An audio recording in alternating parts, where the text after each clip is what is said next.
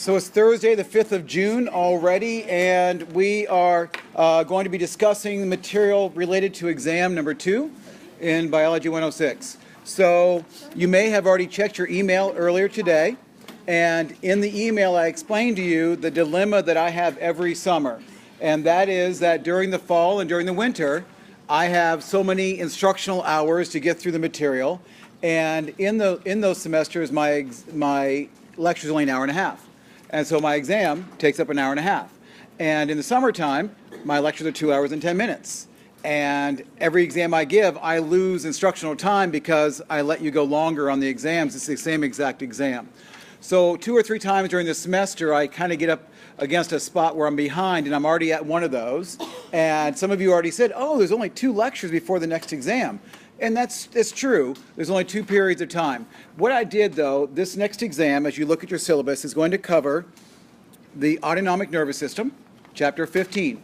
The autonomic nervous system is, the fight or flight, sympathetic, parasympathetic nervous systems. And that's something that I'm really not expecting you to know a lot more about than what we already covered in 105. So what I did is this morning, I spent an hour going through the chapter 15 PowerPoints, and that lecture has already been posted for you on YouTube. It's already there. It's 1 hour long, and it's all I want you to know about the autonomic nervous system. Again, you will find that it's not hugely more than anything you already know. Now, this next exam is about the autonomic nervous system and about the endocrine system. Now, the endocrine system is a greater unknown to you. In Biology 106, I only discussed basically what are the endocrine organs. You learned about a couple of hormones along the way. Now, the endocrine system is a really difficult, sort of an odd system to teach. And the reason is this.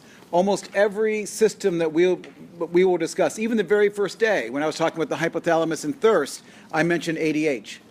So throughout this course, we're going to see hormones mentioned. And before we get too much further along the way, I need to do a better job of introducing the entire endocrine system to you so you better understand how hormones work and get a better appreciation of it. Now, the autonomic nervous system, chapter 15, and the endocrine system, chapter 7, are both probably the 2 systems that do the most to maintain your homeostasis. Right? You've got the autonomic nervous system doing everything involuntarily, keeping your blood pressure and everything in check. At the same time, there are a lot of hormones that are also assisting with it or complementing that homeostasis. So really, this whole exam is largely about homeostasis and how does the body maintain that. So if you also look on the syllabus, you will see that today is the day that I'm going to introduce to you the case studies. So I want to do that, take a couple moments just to introduce that to you, and then those are due a way off, and you can be looking at that. I'll introduce this assignment to you. Also, as you're getting ready for next week's exam, don't forget that there are the guided reading assignments, and those will help you. There are also the quizzes on Connect. So before I get too far out of order, let me go ahead. I'm in Blackboard. I'm under Lecture Materials, and there you will find a link for the case studies. The case studies are meant to be a group activity. This is not something you get to do by yourself or with a pair of people. I want groups of 3 or 4. Okay? This is not something that's negotiable. Some people, I want to do all on my own. I don't like to work well with others. Well, we need to fix that. And those who want groups of 6 will know you're not doing enough work, right, to earn your points. So 3 to 4 students. And what I've done is I've collected a group of case studies from a national library, and I've grouped them sort of by topic. So if you look, under case study number 1, there are actually 2 case studies that you will do. There's a group 1 and a group 2.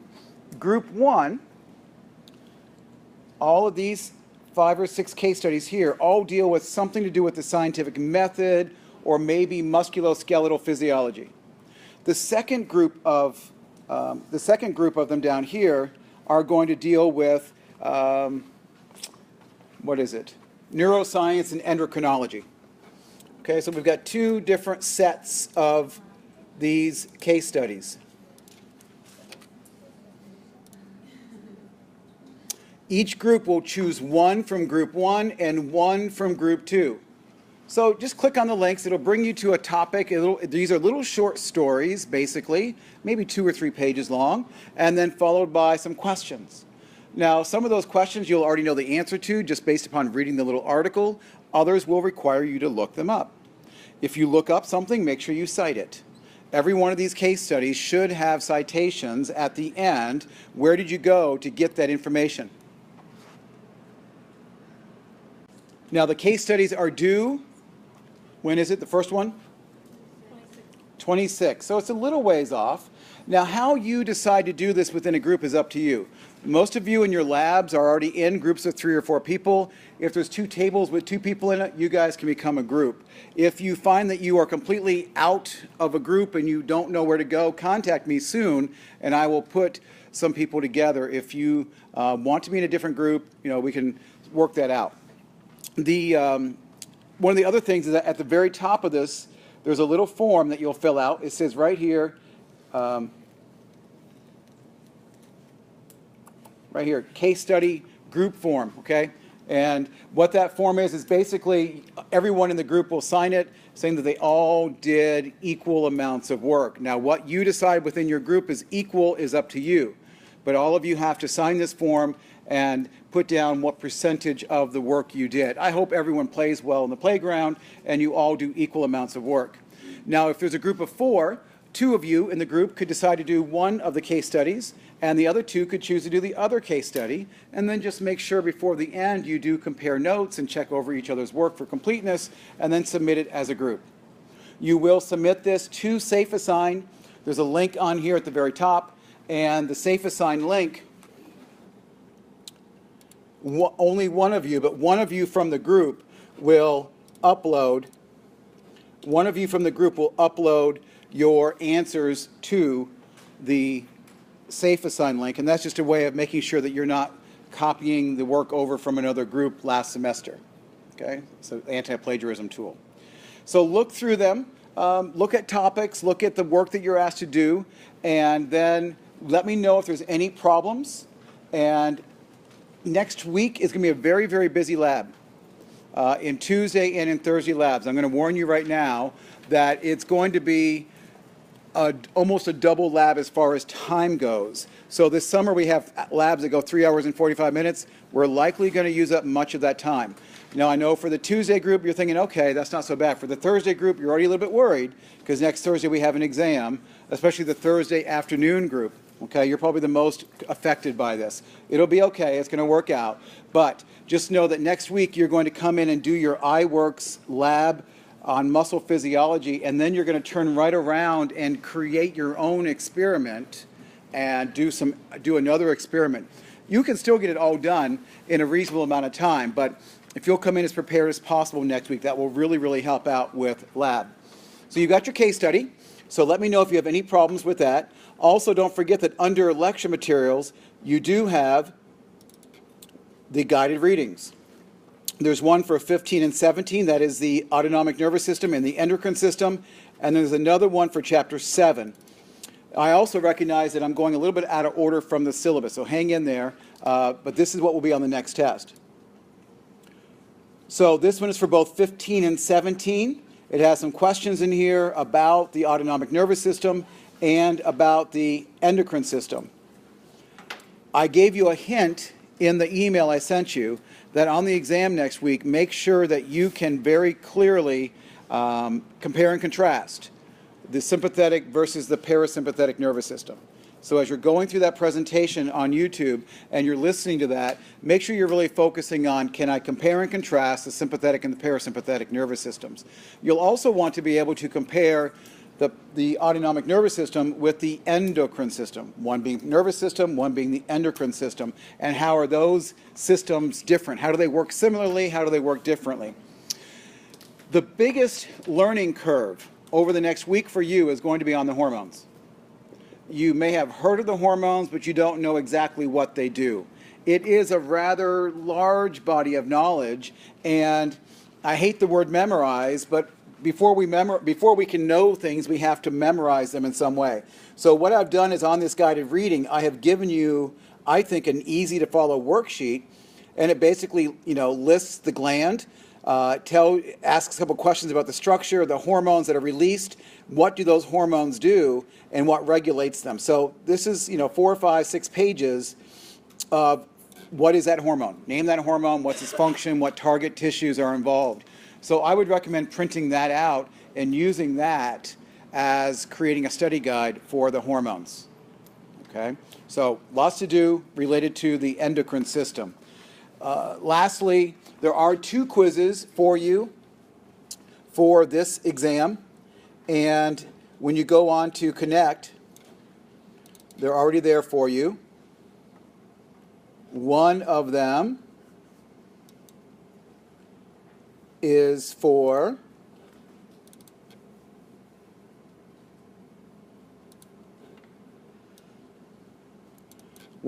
Chapter 15. So that's the autonomic nervous system. That's a standalone quiz. It's not that many questions, as I recall. So this won't take you very long. And then there's only 17 questions on that quiz.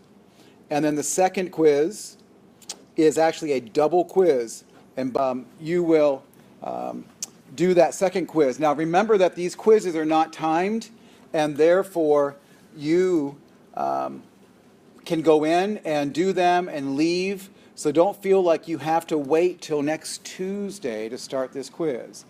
After today's presentation on the endocrine system, you can certainly go into that second quiz, answer any and all endocrine questions, exit, wait till next Tuesday after the skeletal talk. There won't be that much. That quiz is mostly endocrine, and then you can answer the few questions on the skeletal system. Because of that time crunch from Tuesday to Thursday exam, I've extended the deadline for these quizzes till Wednesday at noon. So not midnight like they were, but it's Wednesday at noon, the day before the exam, 11:59 a.m.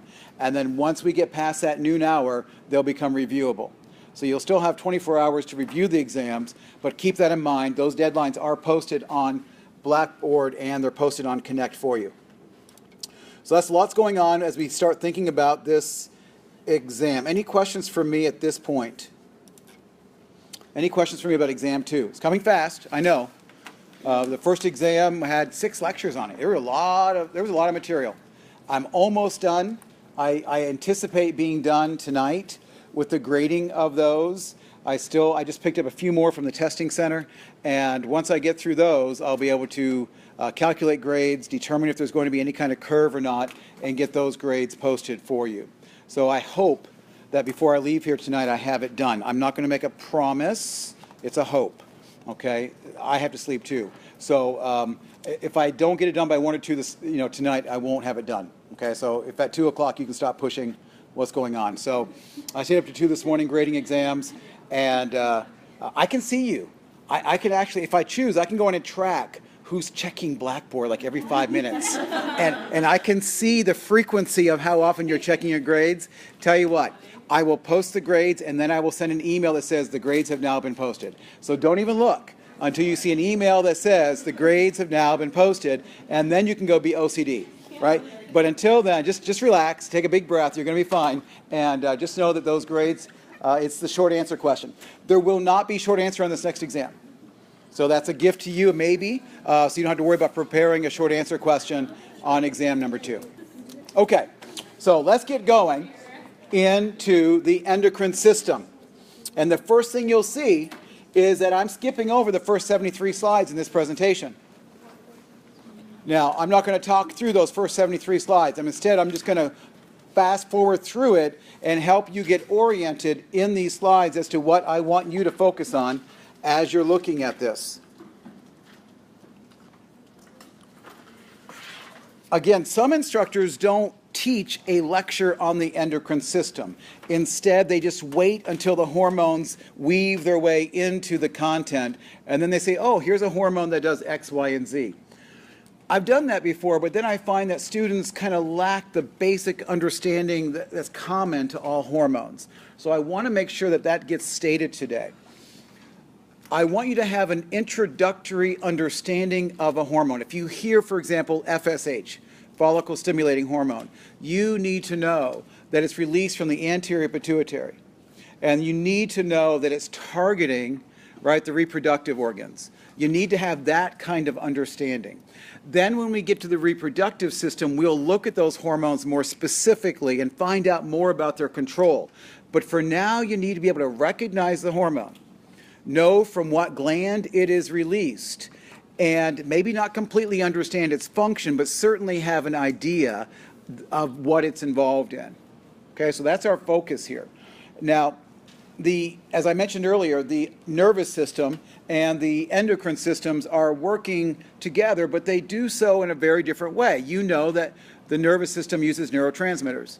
You know those neurotransmitters are released from axons, and you know that about action potentials, and you have a better understanding of that now. The endocrine system is using hormones. Those hormones are released into the blood or are released into the interstitial fluid, the fluid around the cells, and they're certainly having an influence on the neighboring cells or even cells far, far away. If we think about the endocrine system, hormones are secreting and being released through the entire body. So we see that they work in very different ways. So again, you want to be able to compare and contrast the mechanism. How do these two systems do their job, and how do they react? So the endocrine system, again, I'm not going to go through all of these, but I will hit a few highlights here in the first 73 slides or so. There are 4 ways that cells communicate one with another. 1, gap junctions. Gap junctions we have seen in the epithelial tissues. We know that these are little pores found in cell membranes, and that molecules are able to go back and forth between cells through these gap junctions. So those are cell-to-cell connectors, right? Next door cells talking with each other. And we've talked about neurotransmitters. We know neurotransmitters are released from neurons. They travel, there's a signal that travels down an axon, and neurotransmitters are released, and those neurotransmitters communicate to the postsynaptic cell or to the effector if it's a muscle or gland. There's also, however, paracrine. And another way of thinking about this is local control. So a cell can release a hormone into the fluid around in the neighborhood and have a localized effect, right? So that would be paracrine. And they're still hormones, but it's not being sent through the blood to a far, far away place. It's just being released into the neighborhood fluid around the cell. And then there are, quote, the true hormones or the true endocrines, and these are chemical signals that are going to travel through the bloodstream and can go to any place in the body, and they're only going to have an effect on tissues which are equipped with receptors that can receive that hormone. So you can have hormones floating through your blood from multiple places, but they're only going to affect those organs which have the receptors for that particular hormone. So we're talking about the endocrine system. We're talking about the study of endocrinology. You would go see an endocrinologist if you were concerned about perhaps some hormone dysfunction in your body. And again, the big thing is that we are releasing these hormones from one place in the body, some gland, and they're having an effect somewhere else. We also will appreciate that the hormones are going to travel through the blood, but then exchange in and out of the bloodstream at the capillaries. We'll get to the capillaries more completely when we get to the cardiovascular system. But not only are capillaries places where nutrients and gases are exchanged, but it's also at those very delicate capillaries where hormones are able to get out, if you will, of the bloodstream and to communicate oftentimes with the cells. So you know, or you should be able to identify the organs here, right? In 105, we spent a little bit of time naming the endocrine organs. So you should be able to identify the hypothalamus, the pituitary gland. You know where the thyroid gland is, the thymus sitting toward the top of the heart, the pancreas, the adrenal glands, the testes, the ovaries. So those are the major endocrine organs. And so hopefully identifying them won't be a problem. I don't know if I just said a moment ago the thyroid, but there's also behind it the little parathyroid glands. So what you're going to be doing now is figuring out which hormones are released from which gland. And again, those guided reading pages are going to help you. Other people will make flashcards, but you want to have a working vocabulary knowledge of these hormones. So this would be a very important slide to look at, because here we're comparing and contrasting. How is it that the autonomic nervous system and the endocrine systems differ both through their types of molecules, how quickly they work, how quickly the body adapts to them, and the area of effect that these different systems have. So that should be something you can appreciate. And we're also going to see that there's a crossover. When I say neurotransmitter, you think neurons in the nervous system. When I say hormones, you're thinking glands in the endocrine system. But we're going to see that there are some hormones that act sort of like neurotransmitters, and some neurotransmitters that themselves act like hormones. And so there is a crossing over here. And we'll discuss that more in a few minutes. So some molecules are going to function as both a hormone and a neurotransmitter. One that may come to mind right off would be norepinephrine or epinephrine. You've heard about epinephrine. It's that molecule that is released during a sympathetic surge when the bear walks in the room and you've got an adrenaline rush or epinephrine rush. That molecule is released by neurons, but it does travel through the body like a hormone. So we see that there is a crossing over here. Antidiuretic hormone. Do you recall I said it was made in the hypothalamus and stored in the posterior pituitary? Well, what made it were neurons, okay, that are in the hypothalamus, and the neurotransmitter, the ADH, is released into the posterior pituitary, and then as needed, it's released through the blood. So again, we've got sort of this crossing over between a neurotransmitter and a hormone. Some hormones are also secreted by what we call neuroendocrine cells. So that's kind of a weird sound, right? Cell, right? We've talked about neurons, and we can talk about endocrine cells, but there are actually these cells that sort of morph in, and this is where the oxytocin and the catecholamines, when you hear the word catecholamine, think epinephrine. Okay, epinephrine or adrenaline is a catecholamine. So these molecules do cross over in their description. Also, how they regulate each other. We're going to see that the neurons, right, the nervous system can trigger hormones, and hormones can trigger neurons. So again, there is a cyclic or a feedback mechanism that's going on here between these two systems. And whereas a neuron can only release one neurotransmitter, remember I said that some neurons release acetylcholine, some neurons release serotonin, some neurons release GABA. Tissues, cells, can have receptors for multiple neurotransmitters or multiple hormones. So we'll see that the target organs can have can be receiving signals from many different places, hormones or neurotransmitters. So again, this is a comparison slide, right? We're comparing the action potentials of a neuron with the hormones traveling through the bloodstream. Compare, contrast, compare, contrast. The rest of this is going to be a quick anatomical review about the different glands.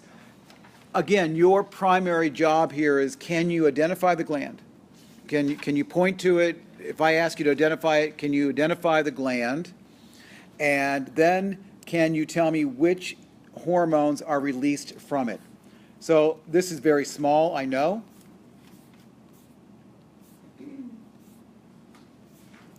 Oop, it's my fault. But what you're seeing here is the pituitary gland. Now, the pituitary gland is actually two glands side by side. We're going to see this theme occur twice. We're going to see this gland in gland, or two different things happen in the adrenal glands here and here in the pituitary glands. So you've heard about the posterior pituitary and the anterior pituitary. They're totally different. The posterior pituitary is made up of nervous tissue. The anterior pituitary is made up more of epithelial tissues. It's more of a true gland. So we've got two different structures sitting side by side. Collectively, we call them the pituitary gland, but they're really two totally different things side by side. And they communicate one with another. And remember that the hypothalamus is right up here, isn't it? So the hypothalamus is right up above the pituitary gland, and you can see these yellow nerve endings, and there are neurons that are going to go down and release their products directly into the posterior pituitary. Okay? And that's the way that the oxytocin story, or that's the way the antidiuretic hormone is dealt with. So let's start off with the anterior pituitary. Now this is where I'm going to let you guys go, just take off and do the guided reading on this. But there are going to be 6 hormones released by the hypothalamus. We'll start there. So in the hypothalamus, again, every hormone that's released from the hypothalamus, or at least not most of them, have the word in them releasing or inhibiting. So if you see a hormone with an R in it or an I in it, something releasing hormone or something inhibiting hormone, you know immediately that it was made by the hypothalamus. The other 2 hormones are oxytocin and ADH. Okay? Now even those are different, because what do we know about oxytocin and ADH? Do you recall that those are both released from the posterior pituitary? These other 6, these releasing and inhibiting hormones, all affect the anterior pituitary. Now what the endocrine system is confusing in that one hormone goes from one gland to another gland, and then it stimulates the release or inhibits the release of another hormone, which then travels somewhere else. So you have hormone affecting gland, affecting another hormone, affecting another hormone. How is that similar or different from the nervous system? How is this multiple hormone system similar to the nervous system? What did we say about the nervous system? It's not just a neuron that travels from the spinal cord directly to the effector. Remember, we talked about lots of second and third order neurons. A lot of times there were 2 or 3 neurons in a row that allowed for more what? The fact that there's 2 or 3 neurons along a pathway, it increases the control, right? Increases the control that the body can have over those signals. Same thing is true here. By having multiple hormones released and affecting other organs and tissues, there's more options, there's more control. So in that way, it's very, very similar. Now these releasing hormones tell you exactly what they do, okay? So that's the nice thing about these hormones. So we've got the TRH. Any idea? Thyroid releasing hormone. Gonadotropin releasing hormone. Okay, growth hormone releasing hormone. So these releasing hormones are going to go where? They're going to go from the hypothalamus down to the anterior pituitary and tell the anterior pituitary to release something, right? Or there are inhibiting. So there's the prolactin inhibiting hormone. So we'll see inhibiting or releasing in these names. There are 2 other hormones made from the hypothalamus, oxytocin, OT, or antidiuretic hormone, ADH. Again, they're made by the hypothalamus, but then they are released and stored from the posterior pituitary. The anterior pituitary is going to be making up 6 hormones that you need to at least recognize. Follicle stimulating hormone going down to the ovaries, but it's also important in male sperm production. The luteinizing hormone, we'll discuss again when we get to the reproductive systems. It is assisting with ovulation, but it's also important for testosterone secretion and sperm production. Thyroid stimulating hormone. Sounds like it does what? Stimulates the thyroid, right? So we see this, again, one hormone after another affecting the next in sequence. The adrenal corticotropic hormone is going to go where? To the adrenal glands, but more specifically to the cortex of the adrenal gland, and we'll describe the difference between the cortex and the medulla in a few minutes. And then also, while we're here doing vocabulary, what does tropic mean? Whenever you see tropic in a hormone's name, tropic means influencing. So what do I have? I have a hormone that influences the adrenal cortex, right? Adrenal corticotropic hormone, ACTH. There's also prolactin. We think of prolactin as being involved with milk production, but again, these hormones that are more famously involved with female follicles or ovulation are also required and important in testicular and sperm health. And then there's also growth hormone, which is probably the one that's most famous or the one that's most recognized, has a lot to do with stimulating mitosis and overall body growth, especially during developing years. So we'll talk about the hypothalamo-pituitary relationship. Again, there is what we call the axis, right? There is a hormone axis. So the hypothalamus influences the pituitary gland, and then the pituitary gland, the anterior, is sending out these hormones to their targets. Okay?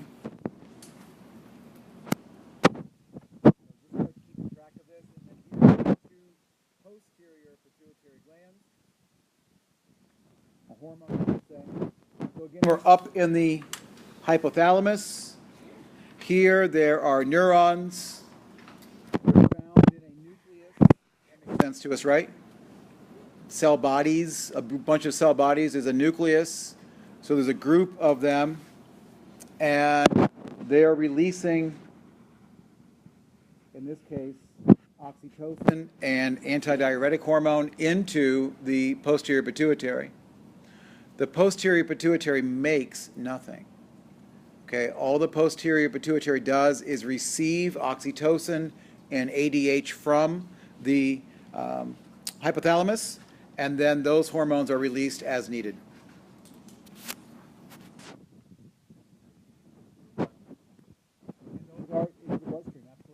And so this is that good connection.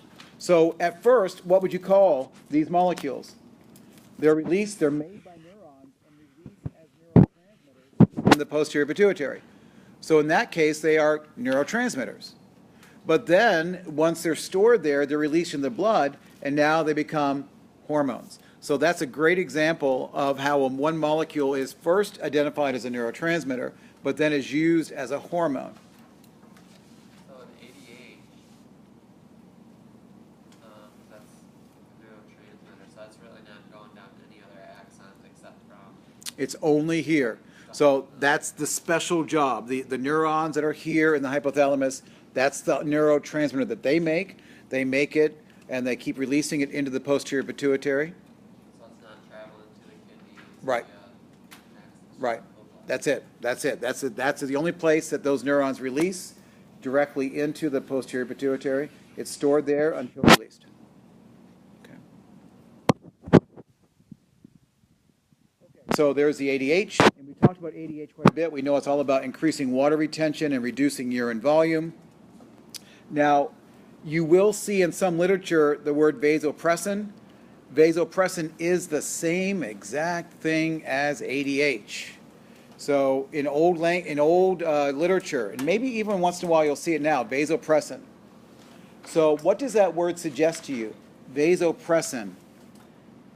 IN. It's a protein. It has something to do with the vessels. And what does ADH do?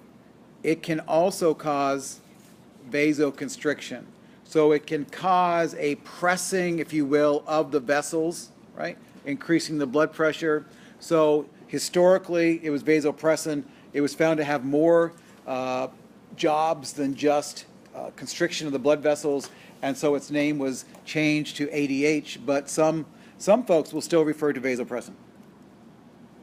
Oxytocin, there's a surge of oxytocin during sexual arousal, during orgasm, but it's also important in uterine contraction and propulsion of semen. So this oxytocin is not just childbirth, right? We get the idea that oxytocin is just a hormone involved with uterine contractions during labor, but it also is dealing with milk and promotes emotional bonding between lactating mothers and infants, as well as sexual arousal. So a couple little videos to look at. You'll see those also in your Connect assignments. And the other thing I need you to be thinking about when it comes to hormones is that secretion is not constant. You don't have these hormones being released in a constant state at the same time. Oftentimes they're pulsatile. That means that there's peaks and valleys. They're released in 24-hour cycles. Some of these are released in monthly cycles. So there's a lot of variation in the levels of the hormones. Again, having a lot to do with your overall homeostasis and also feedback from the target organs. Just like in any chemical reaction, the body is not going to continue to release a hormone that it doesn't need to release. All proteins are expensive to make, right? There's a lot of energy needed to make proteins. So the body is only going to make what it needs and release what it needs.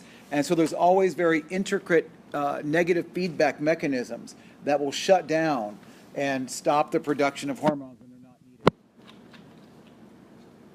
needed. Okay, so again, this idea of negative feedback, you're familiar with that. Let's just take a look at this example. This is with thyroid hormone. This is a classic example.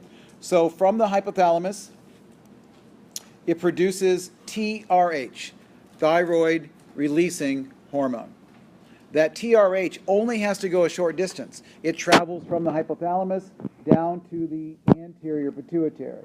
And here, as the name suggests, it's going to release thyroid hormone. That thyroid hormone is going to travel through, it's going to release thyroid stimulating hormone, TSH. And that thyroid stimulating hormone is now going to travel through the blood down to the thyroid. And then the thyroid will itself release thyroid hormone. Okay, so we've got TRH, TSH, and then TH. Well, when there's plenty of thyroid hormone around, there will be negative feedback. In other words, the thyroid will go back and feed back to the anterior pituitary and go back to the hypothalamus and say, enough's enough. We don't need any more right now. So that whole idea of negative feedback is very much alive and well in the endocrine system.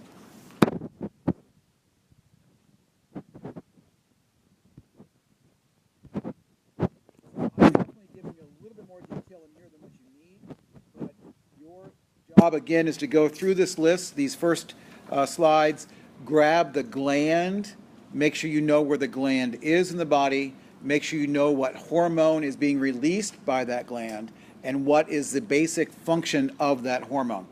Okay, so the pineal gland, largely about circadian rhythms, your 24-hour clock, and the hormone here is melatonin. Okay, so again, you want to associate these words: pineal, circadian rhythm, and melatonin. And this is a hormone that right now is not as much of an issue. It's summertime, we get lots of light, but in the wintertime, melatonin levels can start messing with us as we have short days. Identifying this gland is very, very small. It is in the shape of a little pine cone, so it's the pineal gland. And you see it here. How would you describe this part of the brain? Where are we here? This is what? This is the corpus callosum. This would be the thalamus. And so this would be, what would this be? That's the sella turcica. So in that sella turcica is the pituitary gland, and right above the pituitary gland in this area would be the hypothalamus. Okay? So this is an area referred to oftentimes as the epithalamus. Okay, the epithalamus. It's on the thalamus, if you will. So the epithalamus is the area where we find the pineal gland. continuing with our labeling, what is this right here? Pons, and then this would be the medulla. Very good, very good. Now, the pineal gland, when it's out of whack, is responsible for SAD, right? Seasonal affective disorder, which maybe some of you experience, especially during winter months, those short days. Moving on, again, very short, just a couple of slides per gland. The thymus, a little gland sitting on top of the heart, very, very important in development of your T cells and your immune cells. Not something we've discussed yet in this class. When you take microbiology, you'll get a whole unit on the T cells and the immune cells, and that whole story is coming your way in full flurry. But it won't. We don't have to worry about it here. But the thymus is sort of an interesting organ in that it is a culmination of the endocrine, the immune, and the lymphatic systems all coming together. Just know that it's important in the development of your T cells, of some of your lymphocytes, and the hormones produced here. Just recognize them. They all have thyme in them, so they're not so hard to recognize, right? And they're all related to the production and overall well-being of your immune system. In an adult, it's a difficult organ to identify.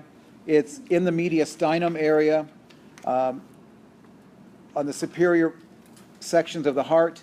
In a young child, it's much more substantial because in a young child, you have more T cell and your immune system is rolling along and really in high gear as you're developing your immune system. So it does tend to involute or get smaller with age.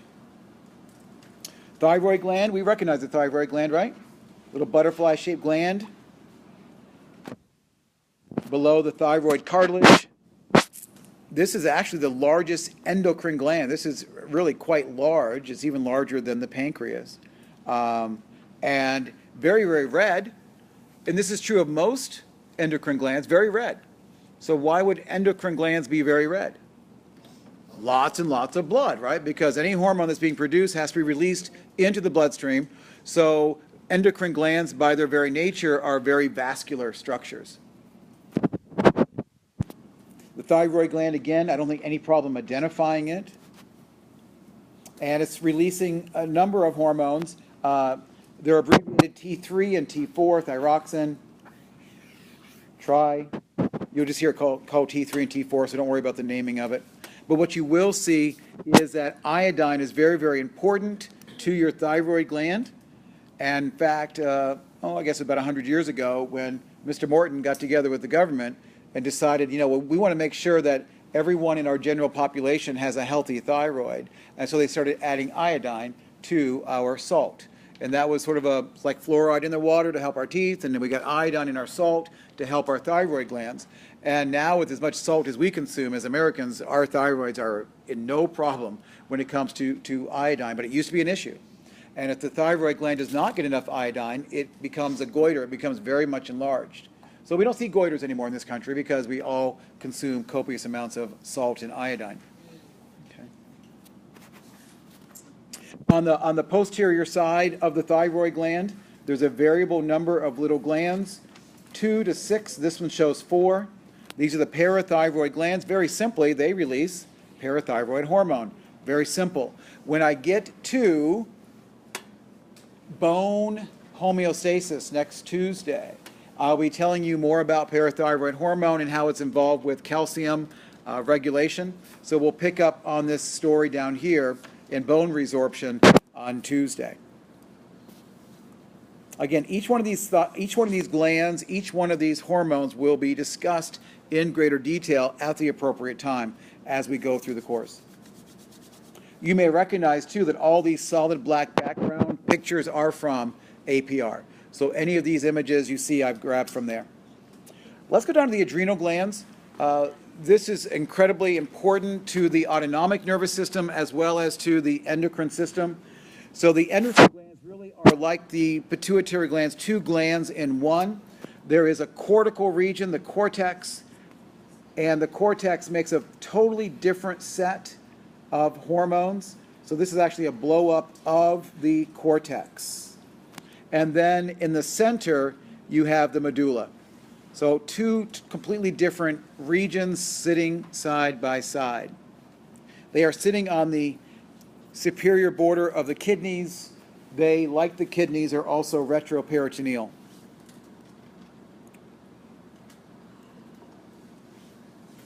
So this is just showing you the fact that there's a cortical region around the outside, and the medullary area is more central to that. Let's start off talking about the medulla. The medulla is the inner portion. It's a smaller percentage of the overall gland. It is dually endocrine and nervous. It acts as really a sympathetic ganglion.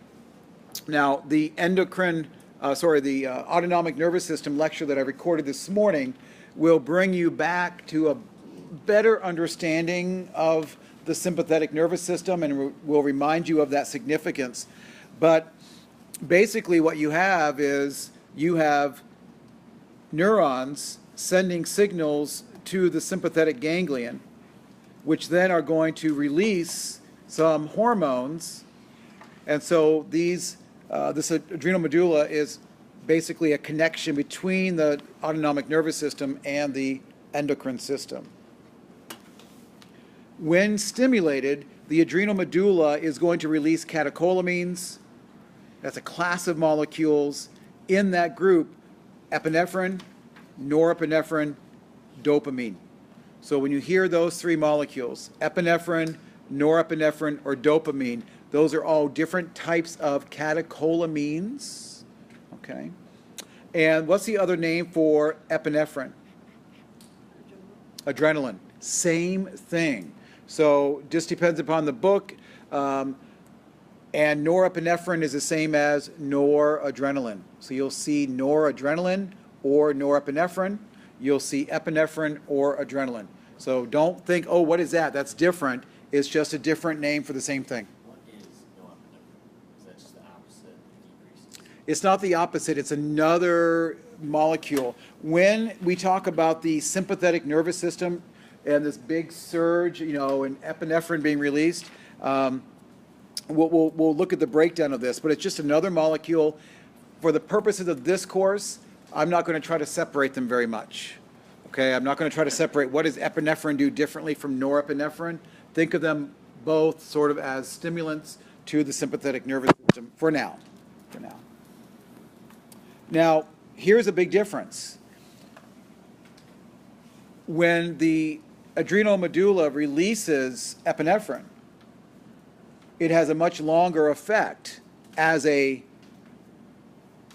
hormone than it does as a neurotransmitter, right? And we get back to the differences here. Once you release a hormone into the bloodstream, it's out there. It's difficult to pull it back. It's difficult to regulate that as well. So we know that when you become scared and you have an epinephrine or a norepinephrine rush, it takes a while for your heart rate to come back down. It takes a while for your respiration rate to come back down. You can't turn that on and then turn it off, right? So once those neurotransmitters, or once that hormone's released into the bloodstream, it is much slower to pull back. So you know that when you have a sympathetic surge, those catecholamines are going to cause an increase in your blood pressure, an increase in your heart rate, more flow of blood to your muscles, greater pulmonary flow and respiration, and an increase in your metabolic rate. And when the bear walks in the room, you're also going to have a decrease in your digestive function and urine production. So we've discussed those things before, and you'll be reminded of that also in that chapter 15 discussion. They just stay into your blood until they get filtered out by the liver. They do stay in your blood until they get filtered out or used up. So as they're received by tissues, then they are being broken down by the liver. They're being released in part through the kidneys. So yeah, but there's not as strong a mechanism to get rid of them as there are some other neurotransmitters. Now, that was the medulla, right?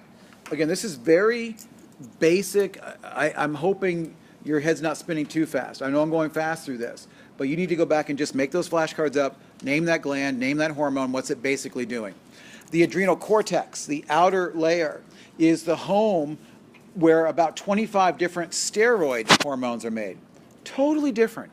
So the inside is catecholamines. The medulla is the catecholamines, the epinephrine, the norepinephrine, and the dopamine.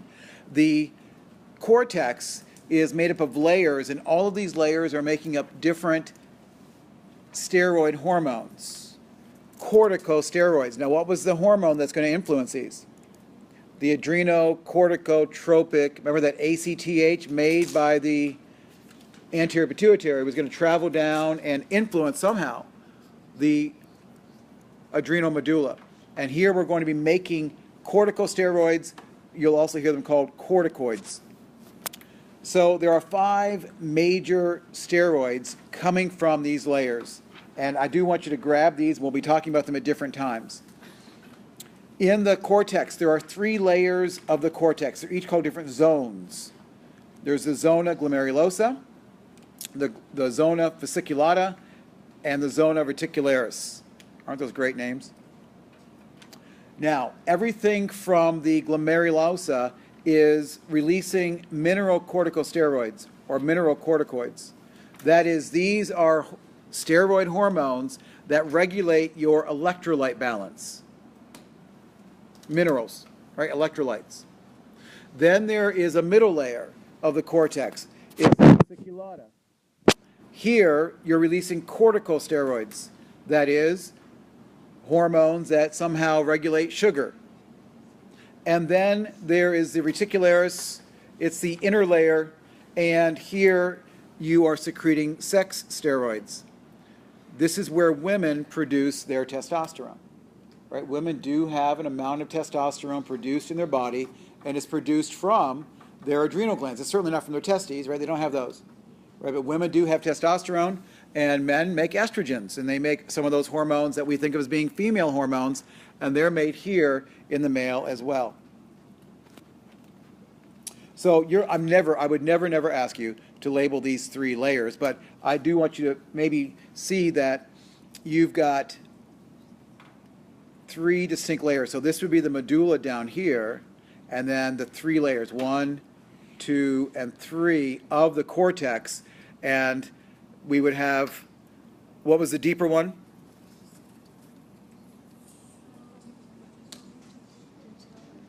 Reticularis was the inner, right? So this would be the reticularis, fasciculata, and the glomerulosa, right? So what letters do they make? GFR. Now, maybe you remember the GFR, the glomerular filtration rate. You may have seen that word. When we get to the urinary system, we'll talk about that more. But those 3 letters, GFR, if it means something to you, but I'm not going to have you go back to those layers by any means. When I mention those 3 layers, though, I do want you to know the glomerulosa, responsible for mineralocorticoids, the one hormone that you need to know from here is aldosterone. Aldosterone did come up in our conversation about water retention, didn't it? When we were talking about ADH, there was also conversation about aldosterone. So you know it is a hormone that regulates minerals, think sodium and potassium. Then in the fasciculata, there is this hormone called cortisol. Cortisol is a hormone that is involved with regulating your overall fat and protein catabolism, the breakdown of your fats and proteins, but it's also responsible for gluconeogenesis. Break down that word for me. Gluconeogenesis. Genesis, the making of, the formation of, in the beginning, neo, sugar. Your body can make sugar. Did you know that? I mean, if you're on an Atkins diet and all you're eating all day is fat and protein, have you heard that the brain needs glucose to survive? Right? And if all you're taking into your body is fat and protein on an Atkins kind of diet, and you're not eating any sugars or any fruits or getting in much, carbs into your diet, your brain still needs sugar, and your body will make it for it through this process of gluconeogenesis. Okay. Then there are the sex steroids made from the zona reticularis. Here again are the androgens and the estradiol or the estrogens, again Men have estrogens and women have testosterone because of the levels that are released from the adrenal cortex. There's a whole bunch, right? 25 or more hormones are made there in the adrenal cortex. Very, very important. Now, they are sitting side by side, but they are not completely independent. These two portions of the adrenal glands are speaking to each other, and they do have some crosstalk. Moving on to the pancreas. Everyone recognize the pancreas? What's the pancreas's job? I'm hearing insulin immediately, and that's what we normally think of. And so the insulin is a hormone, so we think of the pancreas as being endocrine. But that's actually a very small job collectively of the pancreas. The biggest job of the pancreas is to produce digestive enzymes, which are released from the pancreas into the duodenum. So we see that the pancreas is both endocrine and exocrine, right? It is releasing digestive enzymes into the gut, that's exocrine, releasing hormones into the bloodstream, that is endocrine. So like if I'm a diabetic, my pancreas is producing insulin. So it's the other part of the pancreas. Other part's fine. Yeah, the other part's largely fine, Josh. So if we look, I'll show that to you in a moment. Within the pancreas are what's called the islets. Now, the word is islet, but you can think island. There are these little clusters, these little sections of cells within the greater pancreas, which are responsible for making the hormones. And so it's just as far as territory goes, the hormone producing job of the pancreas is very, very small. Now, these little islets, okay, there's 4 different types of these islets. And the hormones here are important for you to know. So glucagon is a hormone. It's produced by the alpha cells of the pancreas. Now, glucagon is sort of the yin-yang hormone to insulin.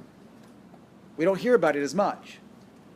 But glucagon is released between meals when your blood glucose starts to fall. So maybe you haven't had anything since lunch. Your blood sugar levels are dropping, right? Some of you are fading right now, right? You're just keep me awake. But your body is right now releasing glucagon. Now, what is that glucagon doing? It's going to your liver and saying, hey, liver, we don't have enough sugar to keep the brain going, so we need to upregulate our gluconeogenesis. We need to make some more glucose. Our brain is sleepy, right? Some of you are falling asleep on me right now. Your liver's not keeping up with your body's needs. Also, the glucagon is going to increase glycogenolysis. Break this word down for me. Lysis, the breakdown of glycogen. Glycogen is a storage molecule in your body. So when you don't have enough sugar, what's your body going to do? Make more, gluconeogenesis, and break down your energy stores, glycogenolysis, lysis, break down into the individual sugar molecules. Okay.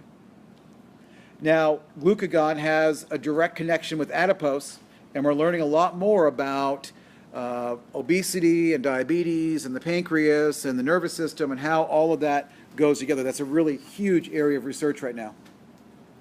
Now, I would never ask you to figure this out, but within the pancreas, again, you have these little islands, and within those islets, there are the alpha and beta cells, and this is just showing you that within this islet, some of the cells are considered alpha cells. You could never identify them, right, by eye.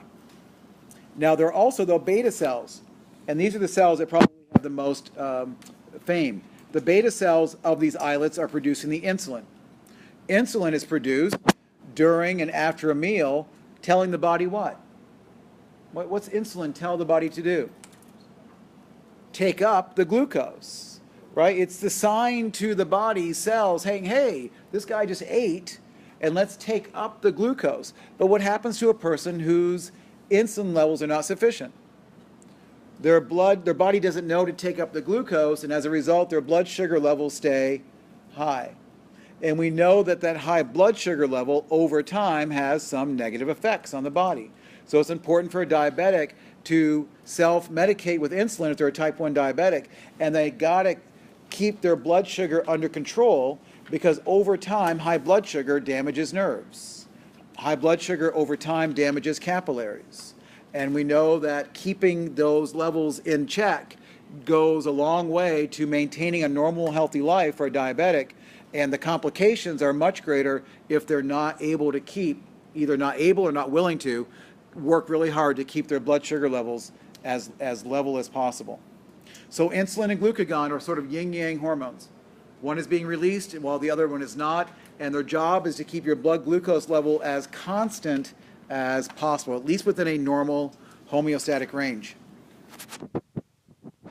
Again, different cells are beta cells. Now also there are delta cells within these islets. The delta cells are releasing somatostatin, another hormone, and what somatostatin does is it inhibits digestion and absorption, but inhibits digestion and prolongs absorption of nutrients. Again, all of these hormones from the pancreas are involved with your digestive system. They're all involved with regulating your overall digestion, speeding it up, slowing it down, because why would you want to inhibit nutrient digestion? It inhibits the breakdown so that you can do what? Prolong absorption. So there's a real balance here. How quickly do you want the food to be broken down? How quickly do you want it to be absorbed? And these hormones, glucagon, insulin, somatostatin, are all involved with that. There's also a hormone, not very imaginatively called, the pancreatic polypeptide. It's released by the F cells, again, other cells within the islets.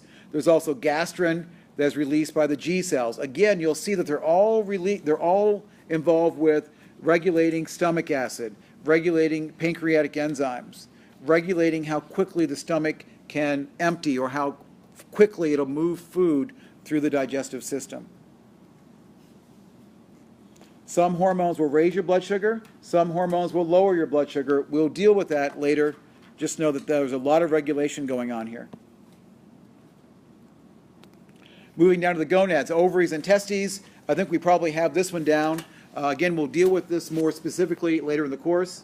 But from the ovary, there's estrogen, progesterone. From the testes, testosterone, also a little bit of estrogen, some other androgens as well.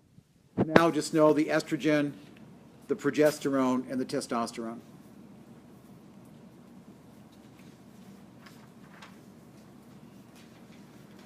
I'll deal with the specifics of the ovaries and all of this definitely when we get to that time in the course.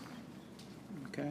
Now, those are the major endocrine organs, but we don't want to forget that there are other organs in the body that are producing hormones. Even your skin is endocrine in that it does release hormones. Turns out that your skin cells are converting a cholesterol-like molecule into vitamin D, or at least a precursor of vitamin D, and you need UV radiation for that to occur. So most of us are vitamin D deficient during the winter months. The liver is producing hormones.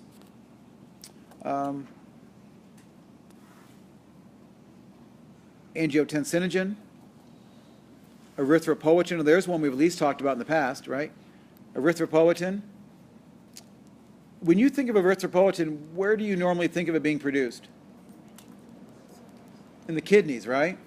And remember EPO, when you go to higher altitudes, the kidneys are upset, they're not getting enough oxygen, and they put out EPO, and EPO then goes to your bloodstream, goes to your bone marrow, and upregulates your erythrocytes. A little bit of EPO is also made in the liver. And then the kidneys are releasing some hormones. We'll talk about calcitriol, we'll talk about renin, we'll talk about these more. Again, 85% of your EPO is made by the kidneys, 15% from your liver. The heart is also releasing hormones. We mentioned ANP, didn't we? Didn't that one come up in passing with water regulation? That when the blood pressure is too high and the stretch receptors in the carotid sinuses and the aortic arch sense that increased pressure, the heart releases ANP. Atrionatriuretic peptide, which then works on the kidneys to do what? Increase output, right? Let's get rid of some of that fluid. Let's decrease the blood pressure. And then the stomach also is really, really busy producing some hormones, all of which are involved with regulation of digestion. Adipose, fats releasing leptin. Man, maybe it's been about 15, 20 years ago, there was a huge deal when they discovered leptin, problems with leptin levels in a mouse model for obese. There's a mouse called the obese mouse. And you can feed this mouse exactly the same amount of food as a normal little skinny mouse. And this mouse will just balloon, right? It'll be a part of my family. Just a huge mouse. But the metabolism, the exercise, and the diet, the calories, everything else is exactly the same. And they've been studying this mouse for years, trying to figure out, well, what are some of the triggers, the differences between the metabolism of the skinny mouse, the normal mouse, and the obese mouse? And it came out that leptin, this hormone, was produced by the fat cells, and they thought this is the master switch. And it seemed to have a lot more influence in the mouse than it did in the human, and so it never really panned out. But since that time, we have learned that there are a lot of hormonal signals, much more than we ever imagined, going between the brain, the stomach, the pancreas. There's a lot going on. And we'll talk more about that when we get to the digestive system and some of the hormones and the regulation that's going on. It's an exciting area of research. There is also bone. You may not think about it, but your bones are also releasing hormones, and those are having an impact on your overall metabolism as well. And the placenta during pregnancy is also releasing some hormones. So my point is, there are a whole lot of organs that release hormones, right? Something that's released into the bloodstream that go far, far away and influence some cell that has a receptor for that hormone. So your job, right? That's what I was going to skip over, but I spent an hour on it anyway, because I don't feel good about just saying, look at this on your own. So I hope that you walked away saying, okay, what do I need to do? Flashcards? Maybe. Or fill out that guided reading and just keep track. This gland makes this hormone does what basic thing in the body. Once you get there, we'll pick up on this knowledge test by test, system by system, and we'll understand more completely what these hormones do as we move through the rest of our course. Let me take a break there, and we'll come back and we'll look at hormone chemistry. What two things are going to help you focus? Well, the guided readings, yes, but then you still may be wondering, how much detail does he want me to know? And then when you go to the connect assignments, and then when you go to the quiz, right, and you do those, that's really going to tell you, right, what I'm expecting you to know. So it may make really good sense to peek at the quiz before you do the guided reading. It might be far more efficient, right? Open the quiz, look at it, look through the questions, get an idea of the kind of information I'm asking about, and then go fill in your guided reading or your flashcards, and then, right? And then go back and do the quiz. So just a suggestion to be more efficient and more productive in your time. Okay, so we've talked about naming that gland. We know there's all these hormones, and I get it. It's confusing. There's a lot of different terms that are new for you, and because you don't yet have a basic understanding of what all these hormones do, it really does seem like random facts. It really does.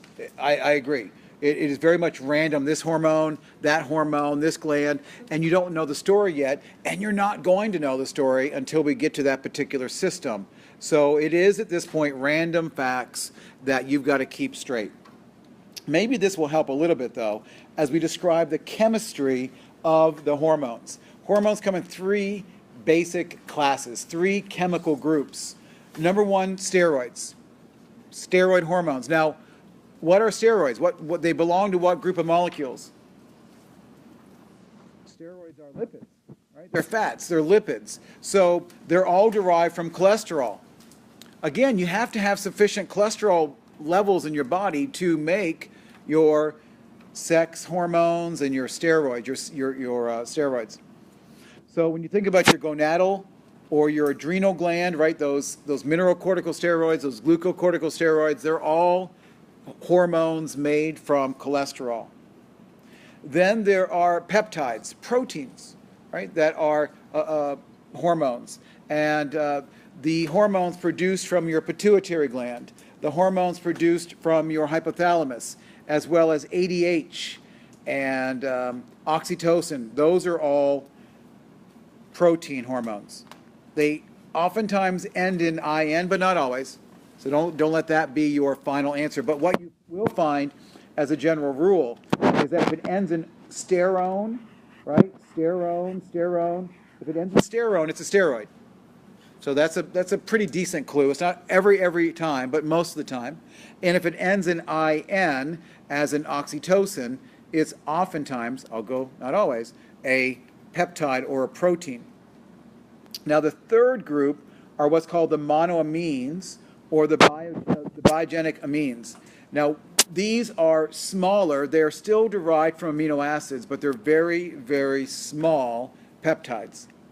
So in this group, you've got epinephrine, norepinephrine, melatonin, thyroid hormone, the pineal, the melatonin. These are all very small molecules that are basically 1 or 2 amino acids, and that's all there is to them.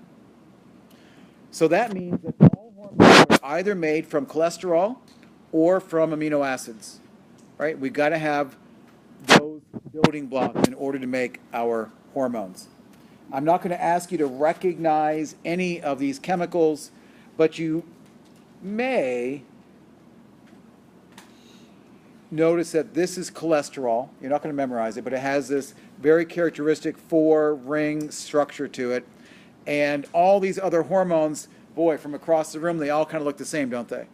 So all of those hormones, this is your progesterone, your testosterone, your estrogen, all of those look like cholesterol because they're all derived from it. That's all I want you to see there. Now the peptides are all, again, made from proteins. They're made just like any other protein.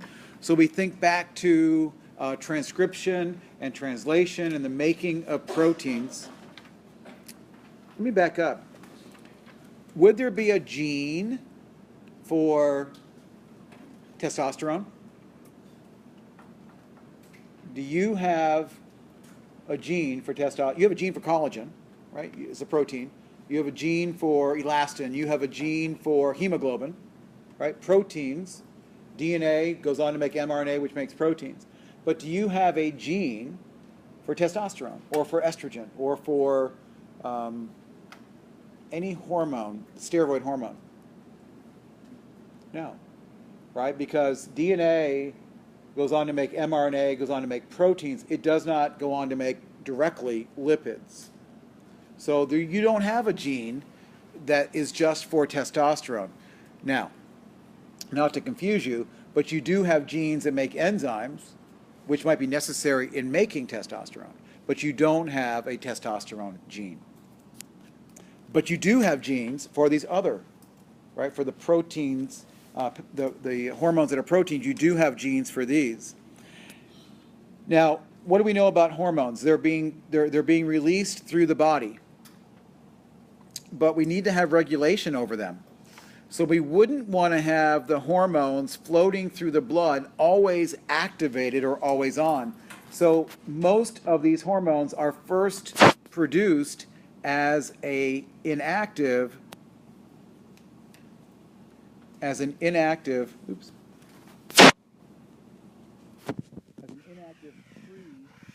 hormone.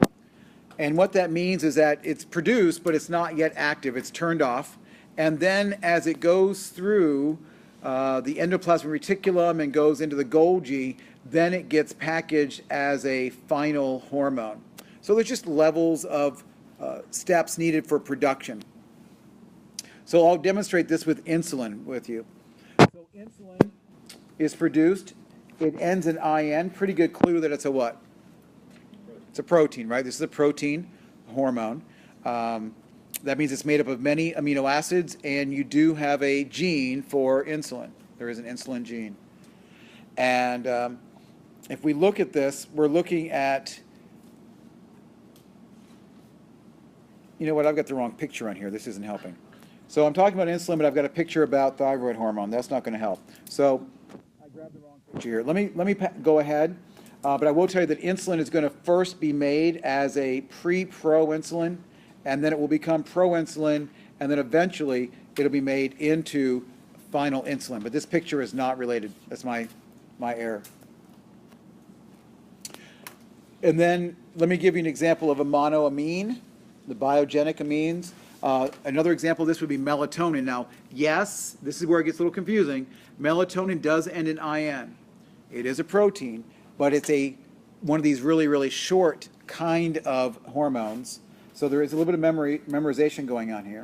Melatonin is basically synthesized from one of the 20 amino acids called tryptophan. And it's just a very small molecule. Okay, so thyroid hormone and melatonin. Put those two in a category under monoamines. Basically, if you go back about 4 slides and you take a look at these lists. So the monoamines, right, include thyroid hormone, melatonin, epinephrine, norepinephrine. And then if you go back a page, it says that the peptide hormones are oxytocin, ADH, the 6 hormones from the pituitary, anterior pituitary. What were those 6 hormones? Let's go back here. What were those 6 hormones? Anterior pituitary. FSH, LH, TSH, prolactin, PRL, growth hormone, and ACTH. Right? All those hormones are what? Peptides, right? They're proteins. They're proteins. So go ahead, just make those lists and start associating these hormones with different classes. And then all the steroid hormones, again, pretty easily, most of them have sterone in their name. Those kind of speak to their origin.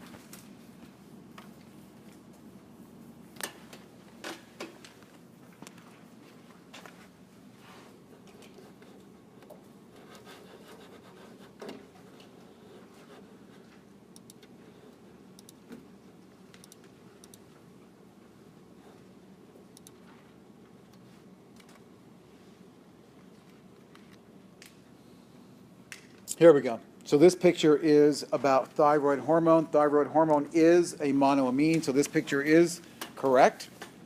And where is thyroid hormone made? It's not a trick question. It's made in the thyroid gland. And so the thyroid gland is going to release this molecule, but we see iodine is in this picture. So iodine is critical to this being produced. And then what happens? Thyroid hormone, we've got T3 and T4. We'll come back to that story a little bit more when we get later in the course. But we'll see how those molecules are transported through the blood. So we'll come back to this in more. It'll make more sense in a few minutes.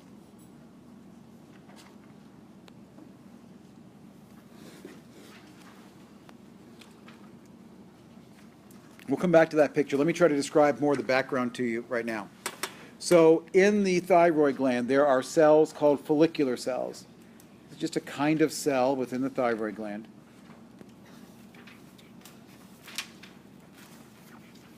And here you're going to be absorbing a lot of iodine from the blood.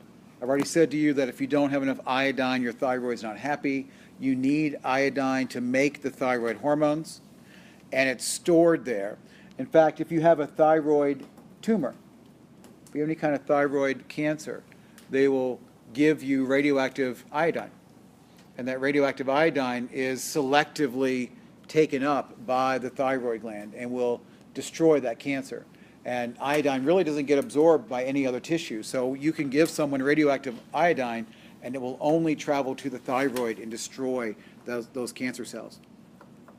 And what we'll see is that the tyrosine, that was the precursor for the thyroid hormone, and the iodine are going to combine to make these molecules T4 or thyroxine. Okay. Now T4 gets its name as we'll see in a minute, because of the number of iodines that are attached to it. So guess what? T4 has 4 iodines and T3 has 3 iodines. And I'm not going to get into the specific function of those two at this point. So I'll tell you what I'm going to do. I'm going to probably just X this little story out. Yes, just cross through this slide. I'm not going to worry about the chemistry of the thyroid hormone. The T3, T4 story, don't worry about that distinction yet. Now, thinking back to hormones, for a molecule to travel through the blood, would that molecule be more hydrophilic or more hydrophobic? If you're going to expect a molecule, a hormone, something to be transported through the blood, blood is largely water. Water, plasma is largely water. So that means that that molecule should be, by default, what? Hydrophilic, right? And that's true, right? What about steroids? They're lipids, and the characteristic of lipids is that all lipids are hydrophobic. They are non-polar. They don't dissolve in water. So what we need to do is figure out here is how do these different types of hormones transport through the blood? Some of them are able to transport directly through the blood because they are hydrophilic and they can interact with water. But other hormones, like the steroid hormones, are not going to be able to directly travel through the blood because they are themselves hydrophobic, and we have to come up with another mechanism to transport them. So let's take a look at, if that makes sense to you, let's take a look at this slide. Most monoamines and peptide hormones are hydrophilic. So they can directly interact with and travel through the blood, no problems. However, steroid hormones and, as an exception, thyroid hormone are hydrophobic. They would not be able to be transported directly through water. They must travel through or be transported by another protein. So what you'll see is that steroid hormones and thyroid hormone are going to piggyback on another protein, a transporter, and that is what's going to transport it through the blood, sort of protects it from that hydrophilic environment of the blood. Okay? So this is why, well, we'll talk about some different meds here in a minute. Now, hormones that are bound to a carrier have a longer half-life. Who can tell me what a half-life is? You know what a half-life of a drug is? Half-life has to do with basically this. If I take if I take 1,000 milligrams of a drug right now, in how much time will my body only have 500 milligrams left? Right? The time it takes for the drug to become half of what it was. Why do you take some drugs 4 times a day and some only once a day? If you take a drug only once a day, it's more of a slower release medication and its half-life is longer. If you are forced to take a drug 3 or 4 times a day, it's because it is quickly broken down and its half-life is shorter.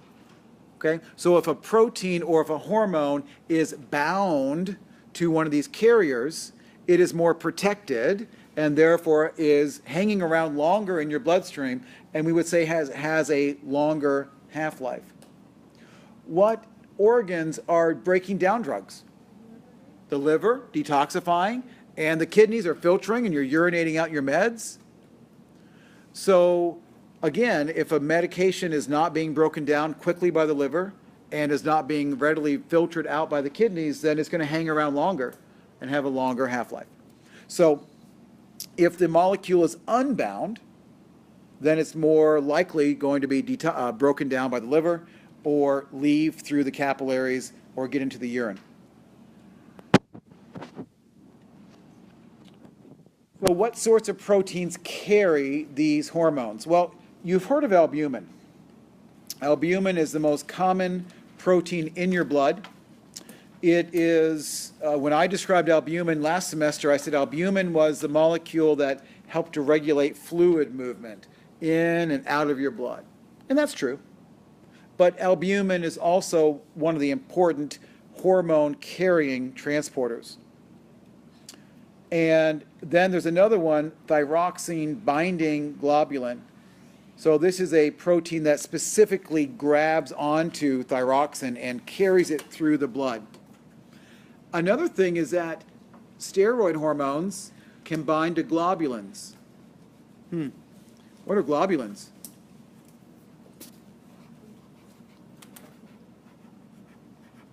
A short word for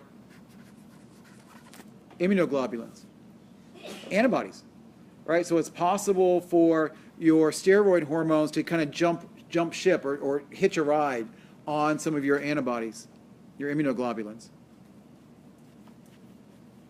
Just to give you an example, aldosterone. What kind of molecule is that? Aldosterone. It's a steroid, antisterone. It's made where?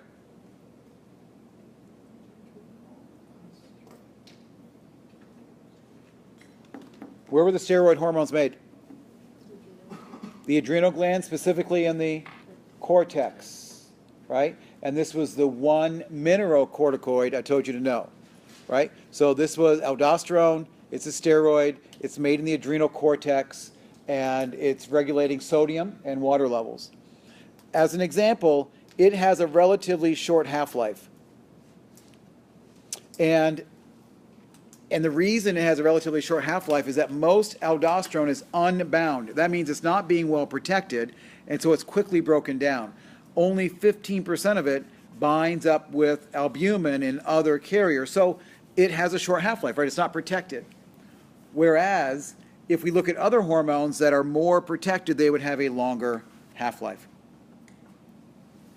Now, what else do we know about hormones? Hormones need to be able to travel through the blood, but then they have to interact with a receptor.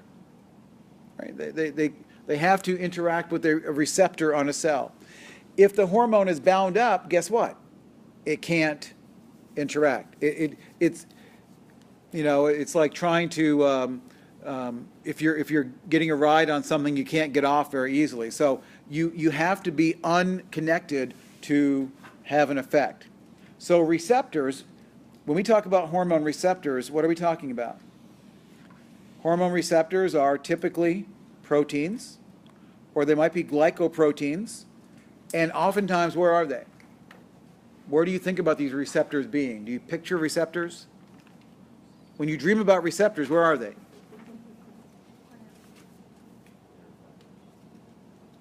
Right? You're picturing a hormone traveling through the blood, and it's going to have an effect on a cell that has a receptor. That receptor must be on the surface of that cell. So it has to be in the plasma membrane. It has to be facing out, if you will, looking for or being exposed to the blood. So you're going to find these receptors oftentimes on the plasma membrane, sometimes in the cytoplasm, and we'll see why you can have even receptors in the nucleus in a moment. But these receptors are like switches, right? Once that hormone comes in contact with the receptor, it flips the switch, and something happens as a result. So the hormone comes along, flips the switch, the cell now is activated or somehow is being told to do something differently than before when the switch was not switched. Now, I know that in our cartoon pictures of the cell, and maybe in our own mind, when we think about a cell, we picture a cell, because this is what textbooks do, and on the cell there's a receptor, or maybe there's two receptors, right? But in fact, on the surface of a cell, there could be thousands of receptors. Those receptors could be receiving signals from different hormones, or there could be even hundreds or thousands of the same kind of receptor on the surface. There is a very specific interaction here.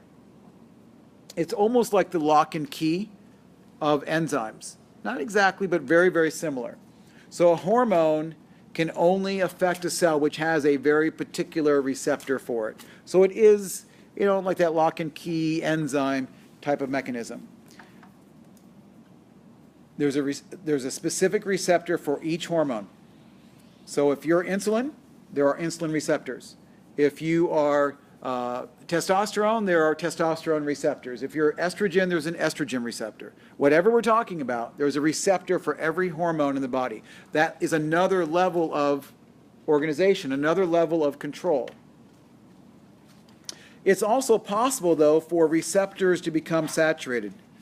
That is, if there's only 10 receptors on a cell and all of them are receiving hormone, even if there's more hormone, the cell can't do any more. So because these receptors are proteins, it's possible for them to become saturated, for all of them to be engaged, and so more effect cannot be made.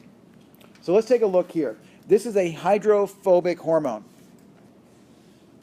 I'm telling you that, okay? It's a hydrophobic hormone. What does that mean to you? Afraid of water, must be a steroid, or what did we say? What were our hydrophobic hormones? The steroid hormones and thyroid hormone. Those that's your thinking, okay? So hydrophobic, all the steroids and thyroid hormone. Well, what can hydrophobic molecules do? What can they do that a hydrophilic molecule can't do? A hydrophobic molecule can penetrate directly through the cell membrane. Remember, because the cell membrane is that phospholipid bilayer. It's got a fatty acid center.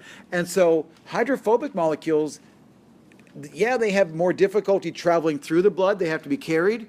But man, they got a cool trick. They can penetrate directly into a cell. So we see that the receptor is not on the surface of the cell because the molecule, the hormone, can go straight in. In fact, the receptor, so here we look at it, hydrophobic. So we're looking at these little blue dudes, okay, these little blue rectangles. That's the hormone. It's a hydrophobic hormone. Most of them are going to be bound to this green rectangle. The green rectangle is the carrier. Okay? Now, if it's being carried by that green rectangle, that hormone cannot unhitch itself. It cannot interact. But if there is a free hormone like this one here or this one here, it's able to get out of the blood and directly go into the cell. Okay? It goes directly into the cell. So there's no receptor on the surface of the cell. And that molecule can get right into the cytoplasm and even go directly into the nucleus and directly interact with DNA. So it turns out that steroid hormones, once they get to the tissue, they can get right through the membrane, they can get right through the nuclear membrane, and they directly interact with the DNA in the nucleus. Okay? So that's true of your estrogen, your progesterone, your thyroid hormone, but it takes a while for them to do their job because once those hormones get into the nucleus, they now have to affect gene expression, affect transcription and translation and da-da-da-da-da. So it takes a while for steroid hormones to take effect. Is that why when people take steroids, is it actually changing the genetic? It can change the genetic profile.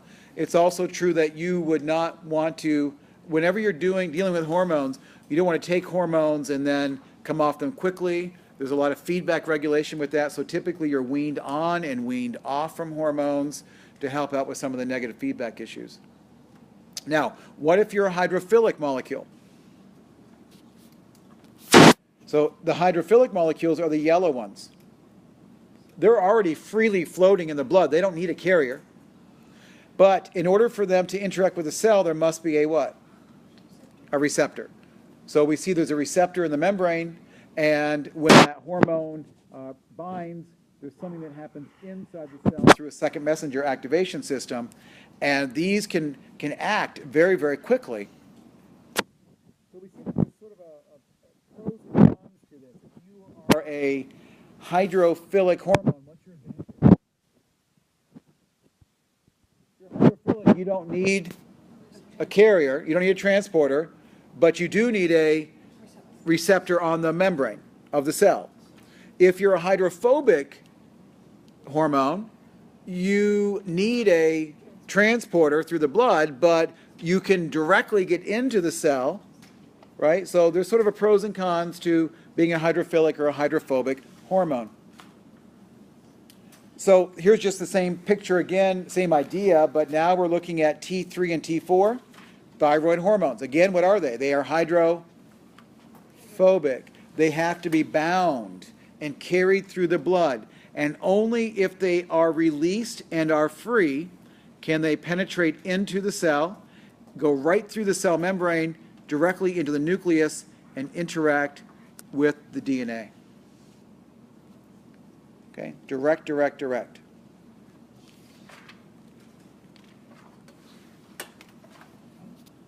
Again, I'm not going to ask you to worry about T3 versus T4. Just know that they are hydrophobic hormones.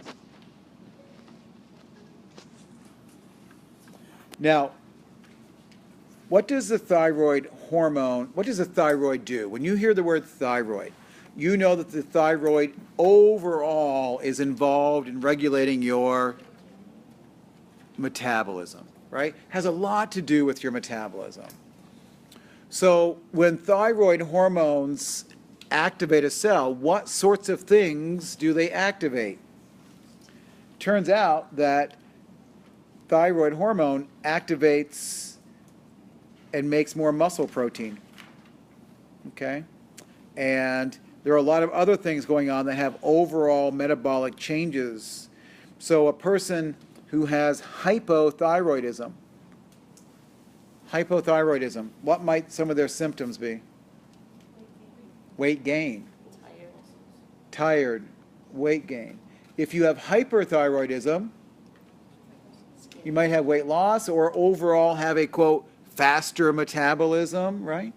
And so, but we see that these hormones are directly affecting gene expression.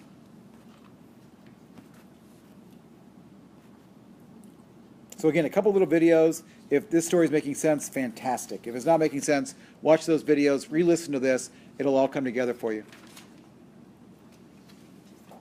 Now, let's go. That was hydrophobic and hydrophilic. Let's take a look at these peptides, these really small, and the catecholamines. What are catecholamines again? Catecholamines are, examples would include epinephrine, norepinephrine, and dopamine. Okay, so when you see that big word, catecholamines, be thinking about dopamine and epinephrine, norepinephrine. Now, these molecules are hydrophobic or hydrophilic? Hydrophilic. So that means they're going to have to bind to a cell surface receptor. So here's the hormone. It's binding. The little triangle there. That's the hormone. It binds to its receptor that's shown in green, and something happens inside the cell. Right? The hormone binds, it activates something, and inside the cell there are lots of things that happen. Now, at the bottom of this whole thing it says, oh, there are various metabolic effects. And that's true.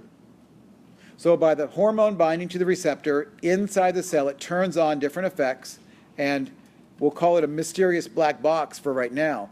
But within the cell, all sorts of things happen. Now, ultimately, you affect the synthesis of molecules, the secretion of molecules. You might even change the membrane potential. Ooh. Right? You might even change that negative 70 of a neuron, or we'll see there are other cells that have a resting membrane potential. So we won't worry about the intermediate. I'm not going to worry about how these proteins work.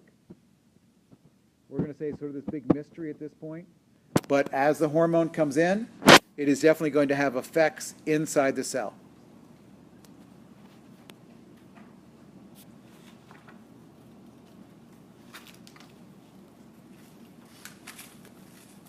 So this slide is getting into some of those specifics that I'm going to skip over. So I don't want you to get excited about this. Again, what's happening?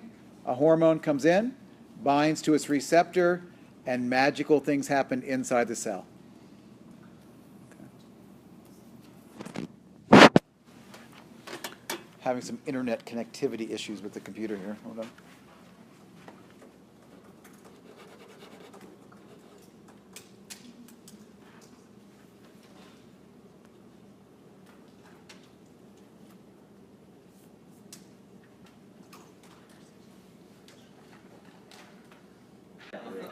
Okay, so it looks like I'm having some connectivity issues. So what I'm going to do is end here.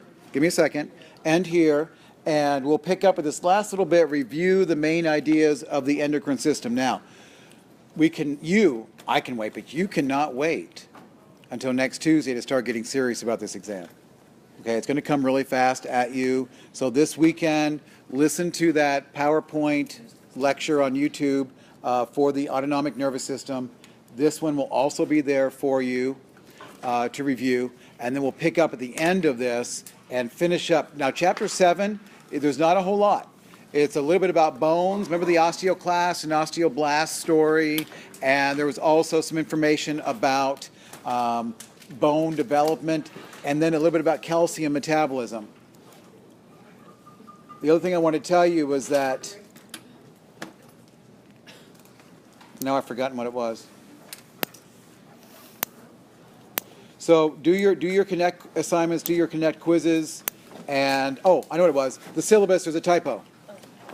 So under exam number 2 on the syllabus, it has the wrong chapter numbers. Okay? So on exam 2, it says chapters 7, 11, and 17. Oh, no, no, no. Okay? So it's 7, 15, 17. Okay? 7 is the skeletal. 15 is the autonomic nervous system, and 17 is the endocrine. 11 is the muscle, and we'll deal with that on exam 3. So push 11 off and add 15 for exam number 2 on your syllabus. Okay, that does it for now.